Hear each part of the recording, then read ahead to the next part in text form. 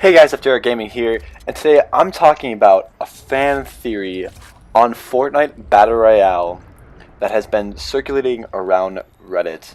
Now, a lot of people have come out with videos talking about what they think that the Season 4 timeline of Fortnite is or was, and I think a lot of these have a lot of truths to them, but not all of them are 100% true. So now, today I'm going to be going over what my theory is for Fortnite Season 4 of Battle Royale. And as you guys can see on the screen right here, me and my friend were in Lonely Lodge when we saw the remnants of one of the portals from the missile that launched up into the sky. And as we all saw the footage. There were a lot of times that the missile was going and about to hit someplace, and it would just disappear and reappear somewhere else, as if it went through one portal and came out of another. Now, one of those places that it was pretty close to Lonely Lodge where it was teleported away, and it looks like here that we found the remnants of one of those portals. And so there could be others around the map. This is the one that we are focusing on today. This is like the main one that I found, and a huge theory around what happened with the rocket and the Blockbuster skin has been circulating around Reddit. And credits to the man Dacils331 for this one. And he says, I'll put it up on screen, the Vertex skin came out a day before the rocket blasted off. The word of Vertex has a definition that states the highest point. Vertex is also similar to the word vortex. Vortex is similar to the theory of portals. Vertex saved the island of Fortnite Battle Royale. He created the portal, or vertexes, to save tilted towers. Then he forced the rocket to the highest point of the map, where it made the crack. Mystery solved. Epic hire him. And I think this is just brilliant. The fact that somebody figured this out, it is just a brilliant theory to be circulating around. And this is why I think a lot of people's theories about what happened in Season 4 of Fortnite are not right. A lot of people are, when they put out these videos of the timeline of Season 4, are saying that the government knew about the superheroes and that they were trying to put them on a movie set to try to keep the attention of the civilians away from what was actually happening. And I think that is wrong. I think that this is not 100% confirmed either. This is just my opinion, and I just think this is a lot more structurally based than all of the other ones. I think that there was originally a movie, I'm going to go through the timeline of all of the weak game intro scenes or pictures or whatever you want to call it, the cinematic intros.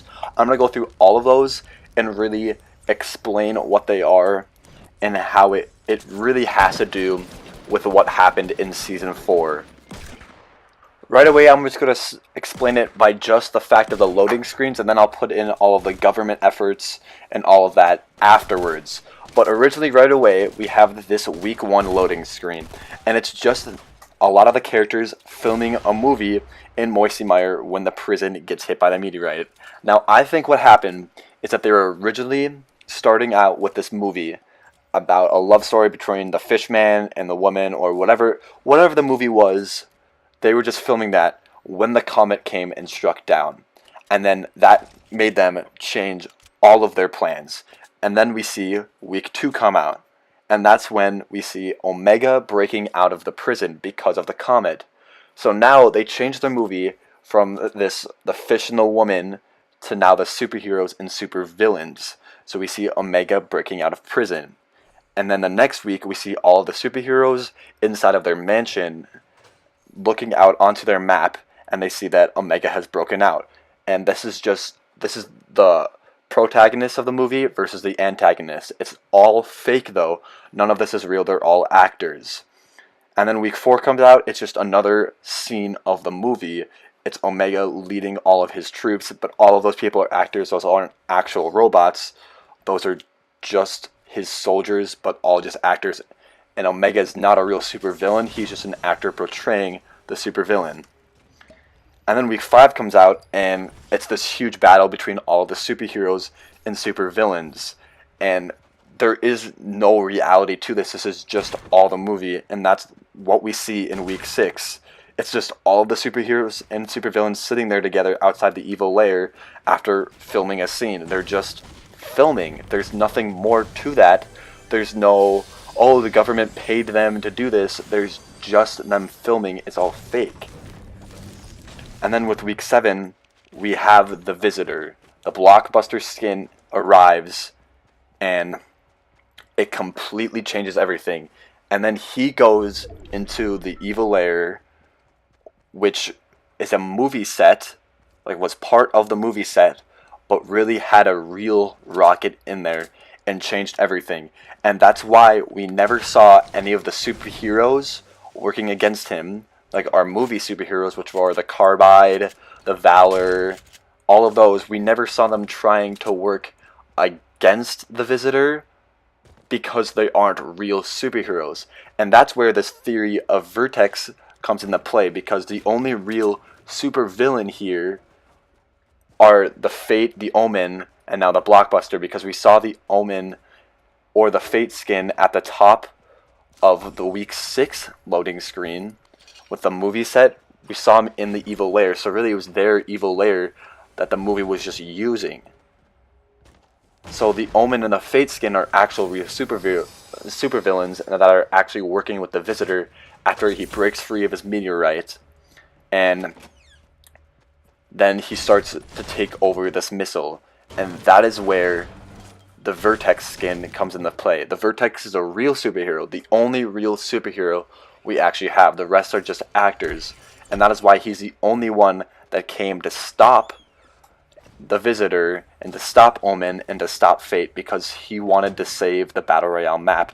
And that is why he created these portals to launch the rocket outside of the map. But really, it only hit the top of the map because of this force field or dome or whatever we are in inside of Battle Royale. It hit the top of it. And that is the one fatal mistake that we have right now.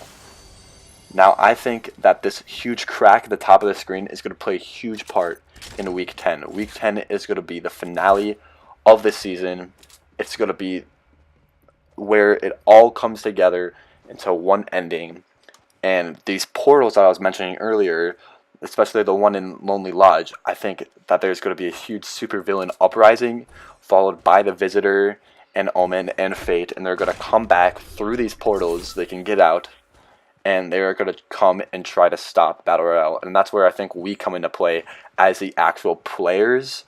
Like, there was a huge theory speculating around this big comet in the center that a Week 10 challenge was going to be that everybody has to defeat the Leviathan together.